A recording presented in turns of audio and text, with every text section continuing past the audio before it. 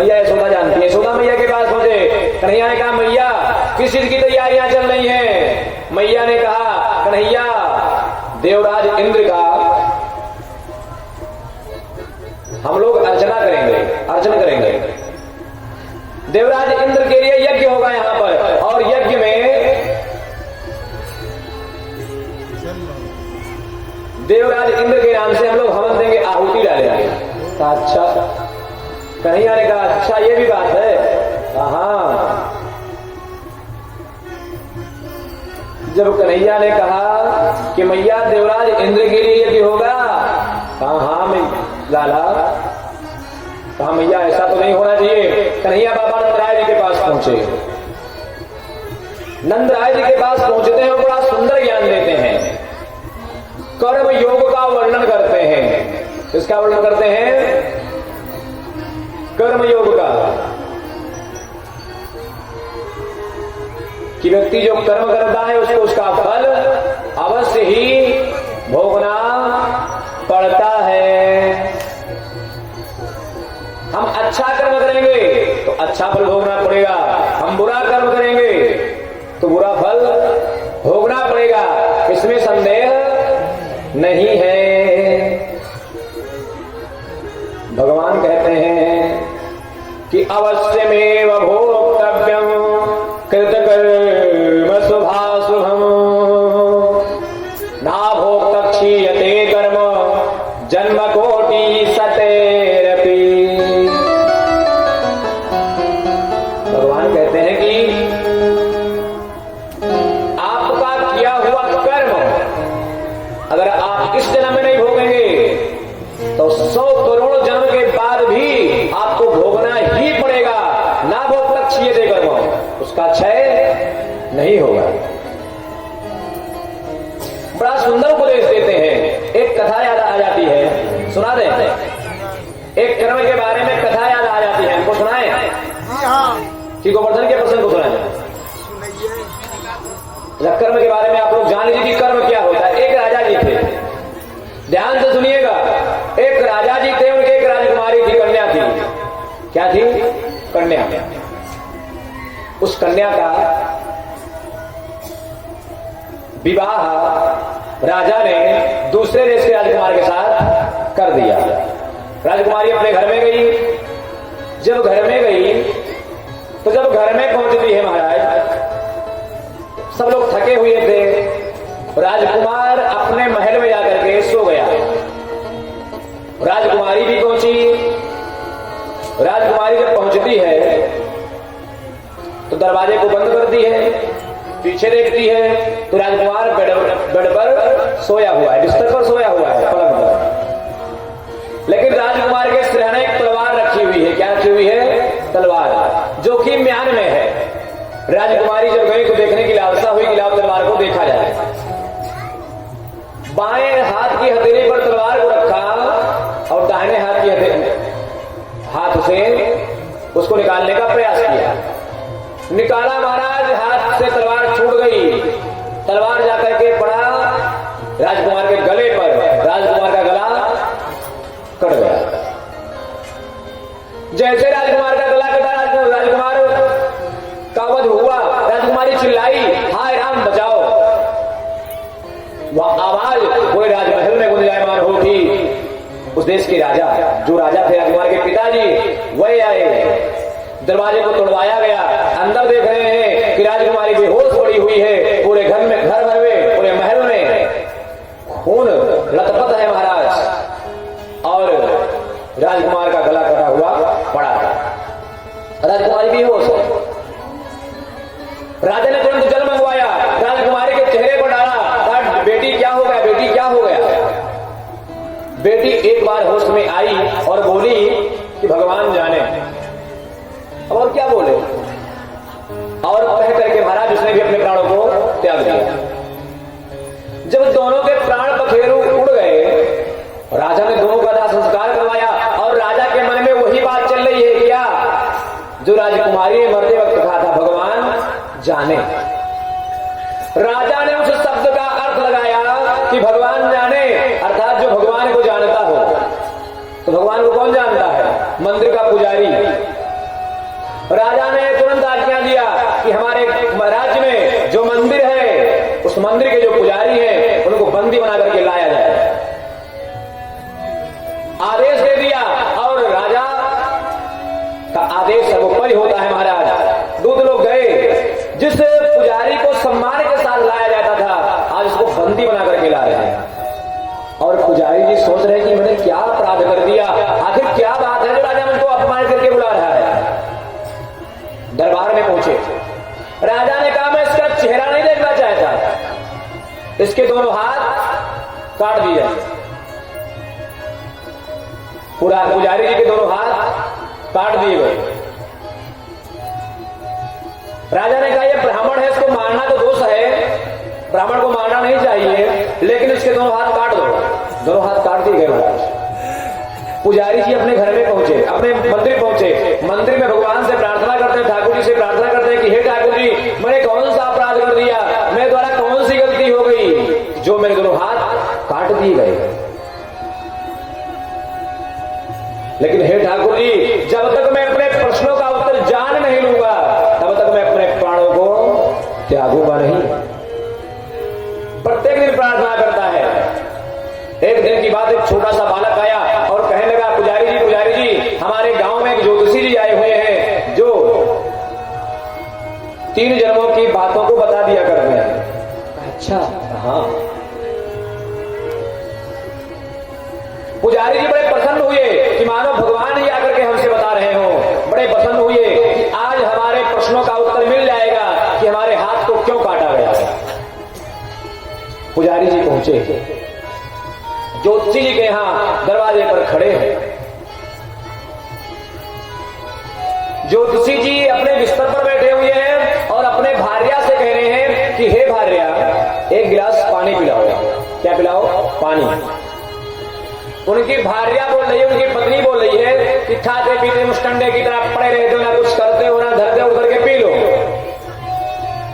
ज्योतिषी की पत्नी ने जब ज्योतिषी जी के बारे में अपशब्द कहा तो ज्योतिषी जी हंस रहे थे और उठ करके गए पानी पी और बैठ गए अपने बिस्तर पर। जैसे बिस्तर पर बैठे देखा सामने की एक पुजारी जी खड़े हुए हैं। पुजारी जी का सम्मान किया, स्वागत किया, अपने स्थान पर बैठाया। जब महाराज स्थान पर बैठाया तो पुजारी जी से आने का प्रयोजन पूछा। पुजारी जी से आने का प्रयोजन पूछा तो पुजारी जी ने कहा कि हे प्रभु मैं अपने कष्ट को देख करके भूल गया, पहले आप बताओ आपको इतना बड़ा कष्ट क्यों मिल रहा है। क्रोधमुखी भार्या, जिस पति का पत्नी क्रोधमुखी हो, उल्टा बोलने वाली हो, पति का अपमान करने वाली हो महाराज, उस पति को जीवन भर कष्ट रहता है। जो ब्राह्मण देवता पुजारी जी ज्योतिषी जी से कह रहे हैं कि आप बताओ कि आपको इतना बड़ा कष्ट क्यों है। तो ज्योतिषी जी ने कहा कि मैं अपने बारे में बता रहा हूं, ध्यान से सुन लो। पुजारी ज्योतिषी जी ने कहा कि मैं पूर्व जन्म में कौवा था और मेरी पत्नी गाय थी। क्या थी? गाय। मैं कौवा था, मेरी पत्नी गाय थी, इसके पीठ पर जख्म था, मैं प्रत्येक दिन जाकर के इसके मांस को खाया करता था। और एक दिन हमारे द्वारा मांस खाने से इसकी मृत्यु हो गई और वह गाय बनी मेरी पत्नी और मैं हूं कौवा रूपी ज्योतिषी। यह पत्नी हमको तब तक कष्ट देगी जब तक इसके वाक्यों को सुन करके हमारे प्राण ना निकल जाए। ये होता है कर्म महाराज, जैसा जिसके साथ करोगे वैसा आपको फल मिलेगा। तो उन्होंने कहा, ज्योतिषी जी ने कहा कि हे ब्राह्मण देवता ये तो रहा हमारे बारे में, हमको हमारी पत्नी कुआ की इसलिए बोल रही है क्योंकि मैं पिछले जन्म में कौवा बन करके इसके मांस को खाया हूं। ये गाय थी, लेकिन मैं अब आपके बारे में बता रहा हूं, आप ध्यान पूर्वक सुनो। जो पुजारी जी ने कहा कि हाँ आप बताइए कि मेरे हाथ दोनों क्यों काटे गए, मेरे दोनों हाथ क्यों काटे गए। ज्योतिषी जी ने कहा कि आप बड़े भाग्यशाली हो। कहा अच्छा इसीलिए काट दिए गए। कहा नहीं प्रभु, आप भाग्यशाली इसलिए हो कि बड़े भाग्य मानुष तन पावा और मनुष्यों में ब्राह्मण और ब्राह्मणों में भगवान का पुजारी। भाग्यशाली है कि नहीं है?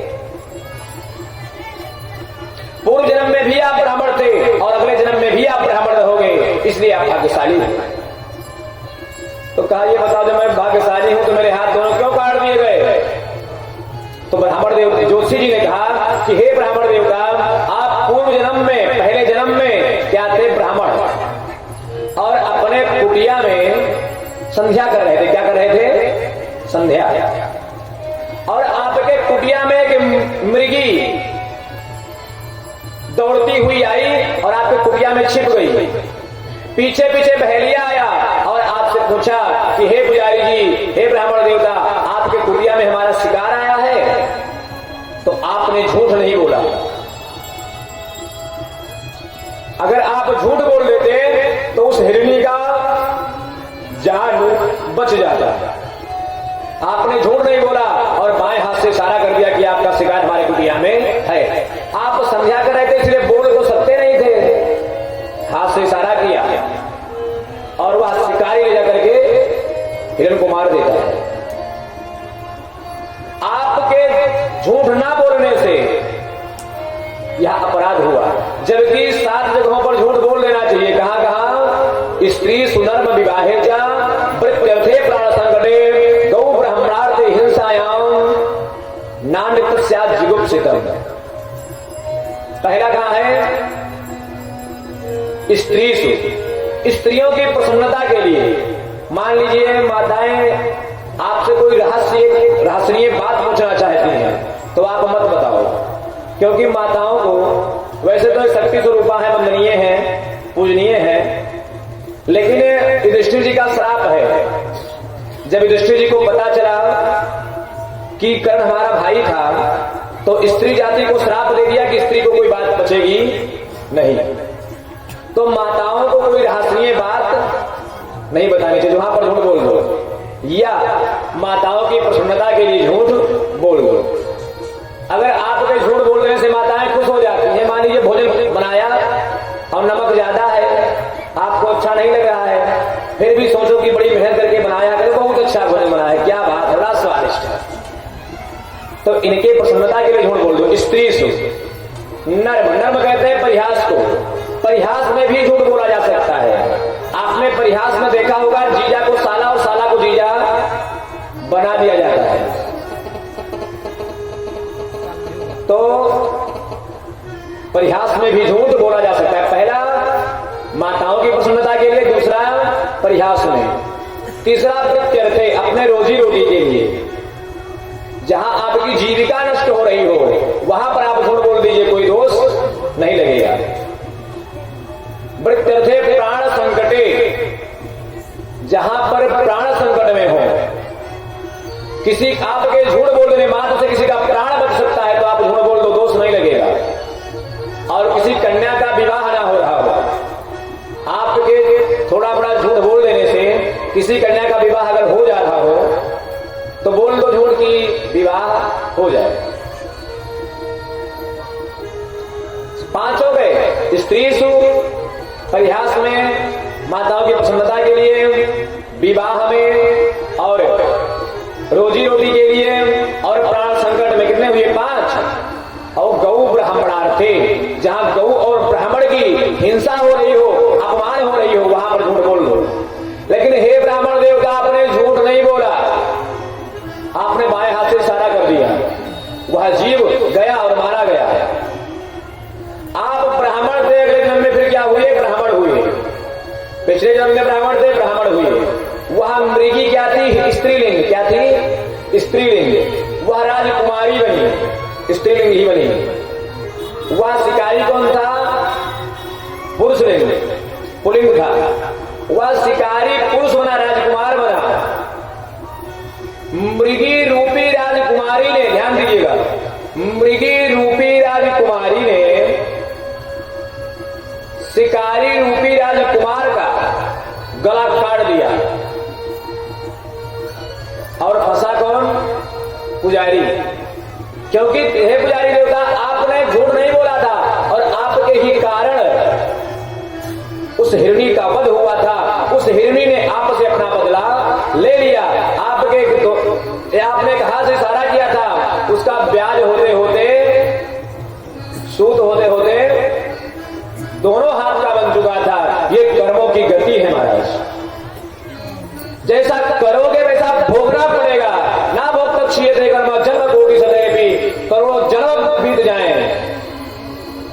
लेकिन आपके कर्मों का फल आपको भोगना ही पड़ेगा।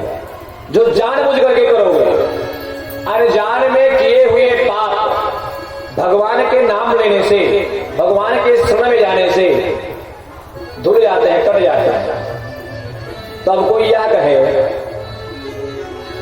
कि जानबूझ करके किया हुआ पाप कैसे कटेगा? कहते हैं कि जो व्यक्ति जानबूझ करके पाप करता है, अगर वह भी व्यक्ति भगवान के शरण में जाता है, भगवान का भजन करता है, तो भगवान उस व्यक्ति के अंदर क्षमता दे देते हैं, हिम्मत दे देते हैं कि वह अपने कर्मों के गति को, अपने कर्मों के प्रभाव को, दुखों को हंसी पूर्वक सहन कर लेता है, जैसा कि भीष्म पितामह जी ने किया। भीष्म पितामह जी को पता था कि हमारे सामने द्रौपदी का अब चिरहरण हुआ है और मैंने बोला नहीं, उसका पाप कहां जाएगा? और अब पिछले जन्म में भीष्म पितामह जी ने क्या किया था कि एक सर्प को उठा करके कांटे के ऊपर फेंक दिया था, और वह सर्प कांटे के ऊपर जब गिरता तो वह घायल हो जाता है और वह धीरे धीरे मर जाता है महाराज। उसी का फल था कि भीष्म पितामह जी के पूरे शरीर में बाण लगे थे। कहने का अभिप्राय कि जैसा हम कर्म करेंगे, अच्छा कर्म करेंगे, अच्छा बनेंगे, अच्छा फल मिलेगा, बुरा कर्म करेंगे, बुरा फल भोगना ही पड़ेगा, संदेह नहीं है। अगर बुरा कर्म करने के बाद में अगर आज आप सुधर गए, भगवान के रास्ते में चले गए, तो भगवान आपको सहने की क्षमता दे देगा, हिम्मत दे देगा कि आप अपने किए हुए कर्मों को भोग करके भगवान के धाम को जाओ। अब अगर नहीं करोगे भगवान का भजन, तो भगवान तुमको छोड़ देगा अनाथ, और जब अनाथ छोड़ देगा महाराज, जब भगवान का हाथ आपके ऊपर नहीं रहेगा, तब कुछ होने वाला नहीं है। बड़ा सुंदर समझाया। आज जब कर्म योग का उपदेश दिया भगवान श्याम सुंदर ने किसको? बाबा नंद राय जी को, कि हे बाबा नंद राय जी, कर्मणा जायते जंतुर कर्मणि विलीयते, सुखम दुखम भयम क्षेमम कर्मैणेवाभिपद्यते। हे प्रभु, हे बाबा जी, व्यक्ति जैसा कर्म करता है वैसा उसको भोगना पड़ता है। जैसा कि मैंने आपको कपिल देव जी के उपाख्यान के दिन मैंने बताया था कि भगवान कपिल देव कहते हैं कि मेरे आज्ञा से इंद्र बरसात करते हैं, मेरे आज्ञा से वायु बहते हैं, मेरे आज्ञा से मृत्यु देवता आते हैं और प्राण को निकाल करके ले जाते हैं। भगवान श्री कृष्ण कहते हैं कि जितने भी कार्य हैं, जितने भी देवता सब अपने अपने कर्मों का पालन करते हैं, सरकार तो कोई और है, ये तो नौकर है परमात्मा के। इसलिए हे बाबा नंद राय, तुम एक काम करो। कहा क्या? कहा हमारे आज रात में स्वप्न हुआ था और स्वप्न में किसी देवता ने आकर के हमसे कहा, क्या कहा? कि तुम गोवर्धन का पूजन करो। गोवर्धन जी है कौन? एक बार की बात है कि श्री भगवान कृष्ण से श्री राधिका जी ने कहा कि हे प्रभु,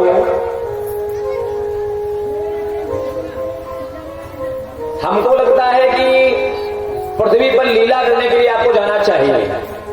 तो भगवान ने कहा श्री राधिका जी से कि आप भी चलो पृथ्वी पर। तो राधिका जी ने कहा कि मैं पृथ्वी पर अकेले नहीं जाऊंगी। तब कैसे जाओगी?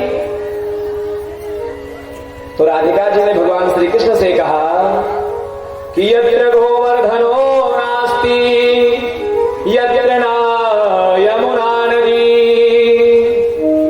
यत्र वृंदावनम नास्ति तत्र ना रमते मनः। श्री राधिका जी ने कहा कि जहां पर वृंदावन नदी नहीं है, जहां पर श्री गिरिराज जी नहीं है और जहां पर वृंदावन नहीं है, जहां पर यमुना, वृंदावन और श्री गिरिराज जी का वास नहीं होता है, वहां पर मैं नहीं रहती। अश्रु से, भगवान के नयन से एक अश्रु बिंदु गिरा है। उस अश्रु बिंदु से द्रोणाचल नाम के पर्वत के यहां, द्रोणाचल पर्वत के पत्नी के द्वारा श्री गिरिराज जी का जन्म हुआ। किसका जन्म हुआ? श्री गिरिराज जी का। गिरिराज जी का जन्म हुआ। ये कहां रहते हैं? द्रोणाचल पर्वत पर। एक बार इनके पास अगस्त ऋषि गए। अगस्त ऋषि ने निवेदन किया कि आप गिरिराज जी को हमको दे दो। किससे कहा? द्रोणाचार्य जी से नहीं, द्रोणाचल पर्वत से। तो द्रोणाचल ने कहा कि देखो एक शर्त है, अगर तुम गिरिराज को ले जाओगे तो ले जाओ, लेकिन इसको जहां पर रख दोगे वहां से दोबारा ये उठेंगे नहीं। अगस्त जी लेकर के चल दिए। जब ये वृंदावन पहुंचे, जब मथुरा में पहुंचे, मधुपुरी में पहुंचे महाराज, तो उनको लघुशंका लगी और ये जाते लघुशंका के लिए गोवर्धन जी को नीचे रख देते हैं। जैसे गोवर्धन जी को नीचे रख दिया, गोवर्धन जी ने अपना स्थान ले लिया। बाद में अगस्त ऋषि ने उठाने का प्रयास किया, नहीं उठा पाए और गिरिराज जी वहीं पर स्थापित हो गए। अगस्त ऋषि ने जाते जाते श्राप दे दिया कि तुम एक तिल तिल प्रत्येक दिन घटोगे, धसोगे। आज भी महाराज गोवर्धन जी को श्राप है कि एक एक तिल रोज लोहे घटते हैं। 7 कोष के श्री गोवर्धन राज जी थे। भगवान ने कहा, हे बाबा नंदराय जी, गोवर्धन देवता हमको घास देते हैं। क्या देते हैं? घास। और घास हम गैया को देते हैं, गैया खाती है, गैया से हमको दूध मिलता है और दूध के द्वारा हमारा परिवार चलता है। उसी दूध को बेच करके हम चावल लाते हैं, जो भी फसल लाते हैं, उसी के द्वारा हमारा गुजर पोषण होता है। इसलिए हमको लगता है कि किसका पूजन किया जाए? गिरिराज जी का।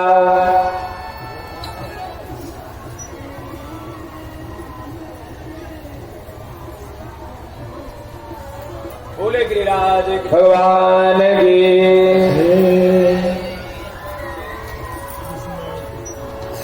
जब गिरिराज महाराज